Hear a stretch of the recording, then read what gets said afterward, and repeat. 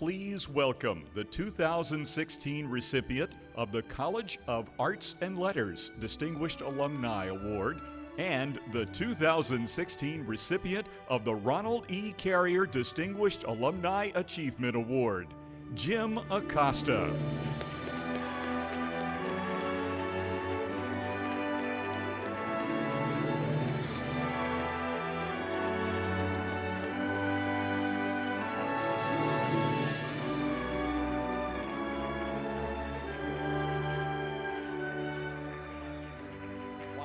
Okay, I better be good now. I actually wrote a few things down. I know everybody else came up here and just spoke off the cuff, but it's the reporter in me. I like to be scripted. I'm really just blown away after watching that video and all the wonderful things that your professors say about you. To be able to come back to your alma mater and they may not always say nice things about you, and hear Dr. Sankson and Mary Lou say those nice things, and being here with George tonight, it's true what everybody else said here tonight. This is like your family. This is like your second family. This is like your second home, and I'm humbled by this honor. I really am.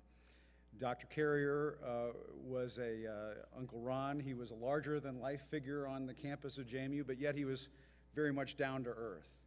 And I always had that feeling about JMU, as I go off of my script here, that this is a place where you can be grounded. I was raised by a single mom. I got in a little bit of trouble growing up here and there, and I really didn't know what I was doing when I was applying to colleges. And when I came to JMU and I visited this campus, I think somebody else here said the same thing, it felt like, okay, I belong here. And I'm standing there asking the president a question, or standing in the middle of a hurricane or a war zone or wherever. This is where I planted my feet first, I feel like, in my life. And that is the experience that I think JMU gives all of its students, and I'm immensely grateful for it. I do want to say a couple of things here, because right now I'm in the midst of covering this campaign, and I'm sure I've had a couple of people come up to me and ask me, well, what in the world is going on right now with this election? And I am not making any predictions. I used to say that covering a campaign was a riot, but I shouldn't use that kind of language anymore. I don't think I should use that word specifically. But in all seriousness, since I have an audience here, and I say this mainly to anybody who will listen to me, we have a very special country. We have a special democratic process. I've traveled all over the world.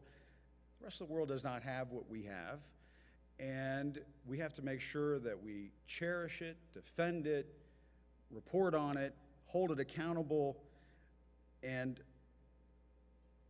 I just want all of us to think deeply about our democratic process and these next several months that we're entering into. We all have this responsibility as Americans to do our job.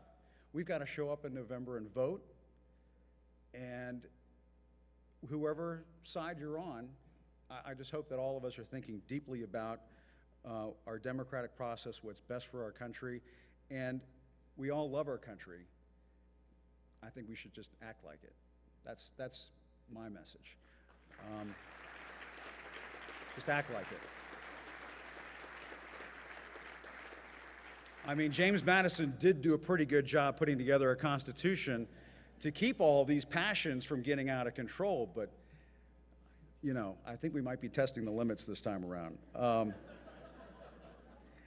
Before I forget, I didn't write this into my notes here, but I do want to say I'm really just blown away by all of the other people, the other recipients of these awards tonight. The lady who overcame such tremendous physical obstacles while playing basketball here at James Madison. That moved me, that you were able to overcome that and go on with your life, and educators and scientists and people in business, and It's just a reminder to me of what a tremendous quilt of different walks of life that this university brings together, musician, and so on. I'm just immensely proud of this honor, immensely proud to be a part of this university. And somebody was asking me earlier today, you know, what is it that you would say about JMU? What is it that you would, how would you describe your experience at JMU? How would you describe it to other people? And I hope this works. I would put it on a bumper sticker. JMU makes happy people. I honestly, I've met all kinds of JMU people over the years. I've never met somebody who was unhappy being a student at this university or having graduated from this university. And I suppose it might be like a unicorn. Yes, you could find one somewhere, a Bigfoot. You could spend your entire life in search of the unhappy JMU person. But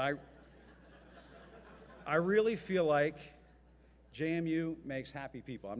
I don't need a cut of the proceeds if you turn it into a very successful bumper sticker, if you put it on the sign. But I just, Mr. Alger, I envy the university that you're leading now. I think it's the promise when I see the young people on this campus, and I think, you know, gosh, this incredibly tumultuous time that we've been through, so many changes, a lot of heartache, a lot of suffering, a financial crisis where everybody's upside down in their mortgages and worried about, you know, making ends meet. And here we are, we're coming out of this period. It might be a little hairy this year, but we're coming out of this period, and these terrific young people are on this campus, and there's just so much ahead of them, and there's so much potential, and there's so many opportunities.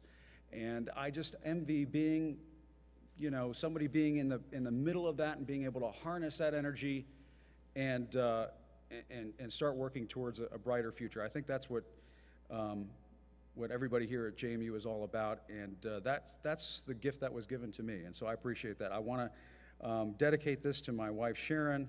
She's a fellow JMU graduate who loves this school as much as I do. Our two kids, Artley and Peter, who couldn't be here tonight, they've sacrificed so much for my career. And I've gone on too long, but I just want to say that I remembered the purple tie tonight. I too bleed purple, and I am very proud to be a member of the JMU Nation. Thank you very much. I appreciate it. Thank you for this honor.